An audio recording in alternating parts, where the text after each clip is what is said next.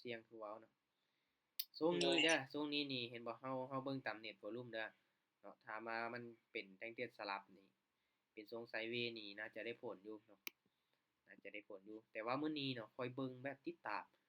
หลายๆคนที่เปิดมีตติงเนาะหรือว่าหลายคนเทศก็โอ้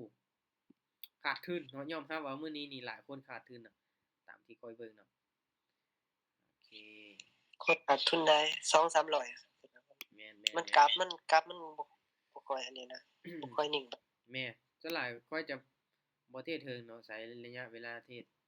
แป๊บเดียวเนาะได้กำไรแล้วก็พักมาเดี๋ยวเทรดกราฟของทองคำนี่แหละกำลังเป็นขาขึ้นเนาะเดี๋ยวเบิ่งนำกันสำหรับทุกคนเด้อวิเคราะห์ไปนำกันเนาะตามได้ส่วนได้ทุกคนยอมรับความเสี่ยงได้มาเดี๋ยวเรามาเบิ่งนำกันเป็นแนวโน้มขาขึ้นเนาะมาต้นทุน300เหรียญทุกคนเนาะจะเดินเงินไม้ละ10เหรียญเด้อ10 20 40 80เนาะประมาณนี้ถ้าบ่พลาดเกิน4-5ไม้เนาะบ่พลาดเกิน5ไม้นี่อาจจะมีกำไรอาจจะมีกำไรถ้าว่าพลาดเกิน5ไม้นี่ก็แสดงว่ากำไรเฮามื้อนี้ก็โยอยากหมดทั้งม้วนเลยเนาะเดี๋ยวเรานี่แหละมาเบิ่งกัน บ่แลกเบิดทุน กำไรดีแต่ว่ากำไรไปเนาะเผลอๆนี่ต้นทุนมันจะตามไปมาออเดอร์นี้เลยเบิ่งนํกันเนาะเพราะว่าช่วงนี้มันขึ้นไปสูงจังซี่ก็เริ่มไซด์เวย์เนาะเริ่มไซด์เวย์อ๋อน้องๆสิถ้าเบิ่งตอนท้ายโอเคมาถ้าว่ามันเป็นแท่งเทียนแดงเด้อเนาะมันเป็นแท่งเทียนแดงนี่สิลองตามซื้อบ้านหนึ่งเนาะอ่าขึ้นเขียวแล้วบาดนี้เนาะโอ้ลองเบิ่งนํกันเนาะว่ามันจะได้บ่เนาะเพราะว่ามันขึ้นเขียวตอนท้ายอืมมาเบิ่งนํกันเนาะที่จริงแล้วสาเหตุที่กดซื้อน่ะตอนวิเคราะห์นี่แน่นอนเนาะแท่งเทียนนี้มันยังเป็นแดงอยู่เนาะแต่ว่ากดออกออร์เดอร์ไวเนาะแต่ว่าแนวโน้มขาขึ้นจังซี่ก็มาจัดไปลูกจัดไปขึ้นไปต่อได้อยู่ยังบ่จำฐานเนาะยังบ่จำแท่งเทียนเก่าที่มันเคยขึ้นไปเนาะฐานแนวต้านมันอยู่เทิงเนาะโอเคนิ่งไว้ลูกนิ่งไว้มโอเคเบาๆมาเดี๋ยวมาเบิ่งอีกเนาะในจุดนี้เด้อเพราะว่าซูมเบิ่งย้อนหลังนี่มันเป็นขาขึ้นค่อนข้างที่จะขึ้นมาหลายเผลอๆราคาทองคำเนาะอยู่ในประเทศลาวนี่ก็แต่ละร้านค้ำก็มีโอกาสปรับขึ้นได้เนาะในมื้ออื่นเนาะโอ้ออร์เดอร์นี้ออร์เดอร์นี้เด้อทุกคนเด้อขอตามซื้ออีกบาทหนึ่งลองเบิ่งเนาะในจุดนี้เนาะค่อนข้างที่จะเสี่ยงอยู่ออร์เดอร์อุ้ยเฮ้ยๆๆโอ้สวิงแรงแท้ออร์เดอร์นี้โอ้เห็นว่ามันยังขึ้นมาบ่จังคักแต่ว่ามันก็มีโอกาสพักตัวมาลุ้นเบิ่งกันว่ามันจะขึ้นไปต่อได้บ่เนาะนี่ราคาตัวนี้เนาะโอ้โฮโอ้มันจะขึ้นไป3แท่งเทียนเขียวจะลงมาพักตัวอุ้ยเนาะแม่นตามเทคนิคก็ดีโอเคบ่เป็นหยัง ออเดอร์นี้ก็คือว้าวเนาะเพราะว่าส่วนหลายมันจะพักโตเนาะขึ้นไปฮอด3แท่งเทียน3แท่งเทียนเขียวแล้วเนาะพักโตเอาออกมาโอเคปรับเงินออกมาโอเคออเดอร์นี้เนาะถ้าว่ามันอยู่ในโซนนี้นะมาทุกคนเนาะตามเน็ตวอลลุ่มเด้อออเดอร์นี้ขายเด้อไหนลองเบิ่งเนาะเน็ตวอลลุ่มสีขึ้นชัดเจนเนาะมันขึ้นมาสูงจังซี่ว่ามันสิสลับลงมาได้บ่หรือว่ามันจะขึ้นไปเขียวต่อ มาลุ้นไปนำกันถ้าว่ามันเป็นแท่งเทียนสลับเนาะหรือว่าถึกแฮงขายเทลงมานี่มีโอกาสที่จะลงมาปิดแดงเราได้เนาะสำหรับออเดอร์นี้เดี๋ยวเรามาลุ้นไปนำกันลูกลงมายาวๆให้อุ่นใจหน่อยติเฮ้ยอย่าลูกอย่านิ่งไว้ก่อนนิ่งไว้ก่อนออเดอร์นี้อย่าโอ้ยลงมาลูกลงมานี่เรียบร้อยเนาะเสียดายลงมาเสียแต่ว่าเวลาเบิดแล้วจังลงมาโอ้ยขึ้นไปเขียวเห็นบ่ว้ายเจ็บใจโอเคมาเดี๋ยวเบิ่งก่อนออเดอร์นี้เบิ่งก่อนเด้อโอเคผ่านก่อนเนาะออเดอร์นี้ขอรอจังหวะอีกไม้หนึ่งบ่เป็นหยังมาอุ้ยลงมายาวจังซี่นี่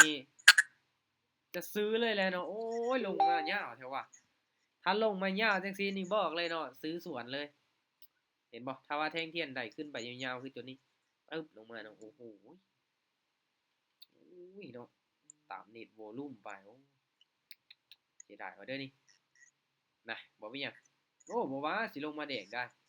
ถ้าลงมาแดงได้นี่ก็ยอมคือกันนะโอ้แม่นอีหลีเด้อบาดนี้เนาะโอ้แทงเทียนมันคือเป็นจังซี่เนาะบ่ค่อยงามเนาะมันเป็นแท่งๆน้อยเนาะปิดเป็นแท่งๆน้อยๆเนาะมาปรับเงินเนาะคูณเงินเอาดีๆได้กำไรมานี่บ่ได้เด้อเนาะสิมาขาดทุนนี่บ่ได้เนาะมาเบิ่งนำกันออเดอร์นี้เด้อถ้าว่าแท่งเทียนมันอยู่ในทรงนี้ลักษณะแบบนี้เนาะมาตามขายเลยออเดอร์นี้จัดขายลงมาคูณเงินไป มาลุ้นมานำกันเนาะว่ามันจะลงมาได้บ่รู้สึกว่าเริ่มกลับโอ้คือขึ้นยาวแท้ลูกตามเน็ตวอลลุ่มนี่บ่ได้ผลนะจ๊ะลงมาได้เสื้อมันอีหยังก็เกิดขึ้นได้ลงมาได้เวลายังหลายอยู่มาเดี๋ยวเรามาเบิ่งนำกันโอ้คิดว่าสิปรับตัวเป็นขาลงได้โอ้ลงมาลูกโอ้ยบ่ทันโอ้ทองคำเนาะบ่ได้เนาะตามเน็ตวอลลุ่มไปบ่ได้ผลเพราะว่าออกตามสีทุกคนนะอืเดี๋ยวเบิ่งบิตคอยน์กันโอ้บิตคอยน์งามเนาะโอ้พลาดไป3ไม้เนาะทองคำโอเคขอเปลี่ยนกราฟเด้อทุกคนเด้อโอ้บ่ไหวเด้จังซี่เนาะมาเปลี่ยนมาเป็นกราฟของบิตคอยน์ซะโอเคยังโอ้กำไร150โอเคพลาดไป3ไม้เนาะพลาดไป3ไม้ให้ทองค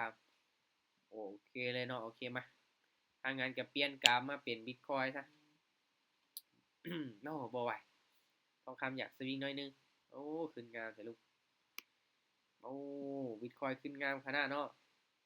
โอเคมาโอ้ลงมาพักตัวจังซี่มีโอกาสขึ้นไปต่อเด้อลงมาพักตัวมาคูณเงินไปไหมที่ซี่80เหรียญถามว่าบ่มีหยังผิดพลาดออเดอร์นี้นะมาเดี๋ยวเรามาเบิ่งนำกันโอเคออเดอร์นี้เนาะถ้าว่ามันพักตัวจังซี่ตามซื้อเลยมาเดี๋ยวลองเบิ่งนำกันว่ามันจะขึ้นได้บ่ออเดอร์นี้มันจะขึ้นต่อได้บ่ถ้าเป็นแนวโน้มขาขึ้นนี่พักตัวแดงหนึ่งมันจะขึ้นต่อแน่นอนเสือมันนะออเดอร์นี้เสือมันเสือมันเสือมันอยู่งามๆเลยแหละออเดอร์นี้งามๆเลยแหละมาเดี๋ยวเรามาลุ้นมันนำกันโอ้โคตรงามเลยเป็นเทรนขาขึ้นเนาะพักตัวแดงจังซี่ตามซื้อขึ้นไปโอ้โหเรียบร้อยป้าเป็นนันนี่ออินใช่เลยเว้ยคุณได้เนาะมปรับมาเทศกับบิตคอยก็น่าจะมีกำไรแต่เหิงเนาะทุกคนเนาะโอ้ยกันนี้แหละเนาะเทศทองคำพลาดไป3ไม้เนาะจัดบิตคอยโอ้เป็นขาขึ้นงามๆไปต่อเนาะกำไรยังบ่ตามเป้าเทื่อก็ได้กำไร15เหรียญเนาะต้นทุน300เห็นบ่มาออเดอร์นี้ตามซื้อไปอีกเดี๋ยวลองเบิ่งนำกันว่ามันจะขึ้นได้บ่เนาะออเดอร์นี้เพราะว่าเส้นตัวนี้หักกะตัดกันขึ้นเนาะ โอ้งามๆเลยออเดอร์นี้โอ้งามๆเลยแหละเนาะตามซื้อขึ้นไปเอ้าน่าจะบ่มีปัญหาเนาะอุ้ยโคตรงามเลยเขาเข้ามาถึงช่วงนี้นี่กินเต็มเลยเนาะสำหรับบิตคอยน์เนาะ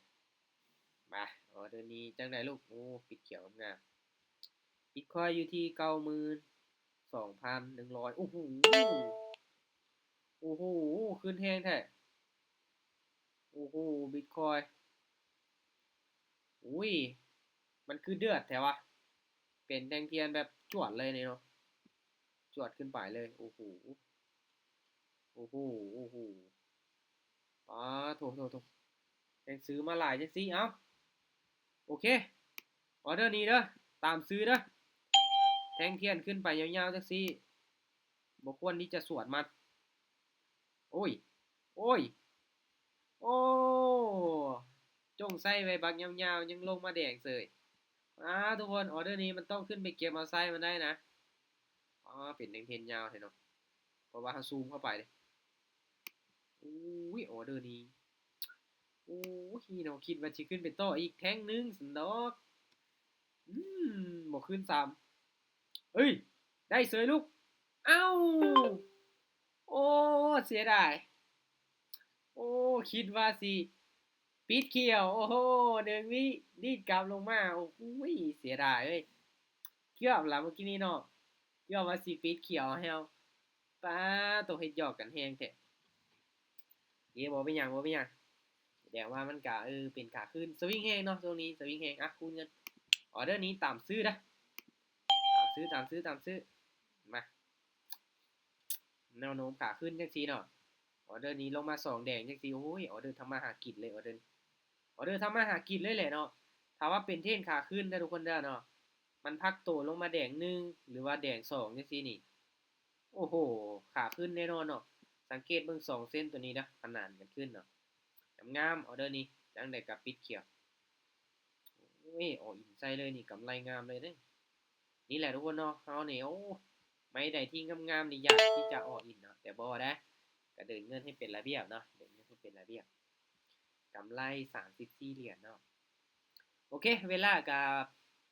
พอดีเบิดเนาะก็เอาประมาณนี้ก่อนเนาะแต่ว่างามหลายเด้องามหลายเนาะกำไร250เหรียญรอบนี้บวกมา34เนาะถ้าว่าไผที่อยากเทรดต่อทุกคนเนาะแนะนำเด้อถ้าว่าจุดที่มันกำลังกลับตัวเทรนขาขึ้นนี่เนาะพยายามตามซื้อหลายกว่าเด้อแฮ่งซื้อ Bitcoin ค่อนข้างที่จะเข้ามาหลายแฮงเนาะเข้ามาหลายงามๆเลยเห็นบ่งามเลยอันนี้ซูมกราฟเนาะแท่งเทียนมันก็เลยเบิ่งสิปกติแล้วโอ้แท่งเทียนมันยาวเด้เนาะยาวหลายเนาะโอเคโอ้โหตามซื้องามๆเลยนะฮะโคตรขึ้นงามเลยตรงนี้เนาะโอเคนี่แหละทุกคนเนาะก็พลาดไปเทรดทองคำพลาดไป3ไม้เนาะแล้วมาเปลี่ยนมาเทรด Bitcoin วินเลยโอ้โหงามเนาะถ้าว่าแท่งเทียนมันชัดเจนแบบนี้ค่อยยอมรับว่ามันวิเคราะห์ง่ายเด้อทุกคนเด้อเนาะวิเคราะห์ง่ายเราเบิ่งชัดเจนเนาะเห็นไส้เทียนเนื้อเทียนแบบชัดเจนถ้าว่ากราฟของทองคำนี่ยอมเนาะทรงนี้นี่ยอมเห็นบ่ทรงเฮาเทรดเสียทรงนี้เนาะปึ๊บๆเป็นแท่งเทียนจังซี่บ่ค่อยงามเนาะแต่ว่าโอ้โฮทองคำก็จวดเนาะจวดคือกันโอเคทุกคนเนาะสำหรับมื้อนี้เด้อก็เอาไว้ประมาณนี้เนาะสำหรับมีตติ้งเทรดหรือว่าการเติมการถอนเนาะทุกคนทักมาถามค่อยทางส่วนตัวก่อนเนาะสำหรับไผที่ว่าอยากเติมถอนเดี๋ยวค่อยจะให้รายละเอียดเนาะต่อไปก็ค่อยจะมีทีมงานมารับเติมถอนเปลี่ยนค่อยเนาะอีกอย่างถ้าว่าไผที่ยืนยันตัวตนบ่ได้บ่สามารถที่จะเติมถอนภายนอกได้เนาะค่อยก็มีทีมงานเติมถอนให้แทนเนาะก็มีทางออกอยู่ดอกเนาะก็หมายความว่าค่อยสิบ่รับในการเติมถอนทุกคนจะบ่สามารถเทรดได้เลยเนาะบ่ได้เทรดเลยอันนี้ก็บ่แม่นเด้อเนาะเขาก็มีวิธีแก้ไขหาทางออกให้อยู่เนาะโอเคก็ทุกๆการลงทุนมีความเสี่ยงให้ทุกคนศึกษาให้มันให้ดีเนาะก่อนที่ว่าจะตัดสินใจเข้ามาลงทุนเนาะโอเคขอบใจทุกคนที่เข้าร่วมเด้อไว้มื้อหน้าทุกคนเจอกันใหม่สำหรับ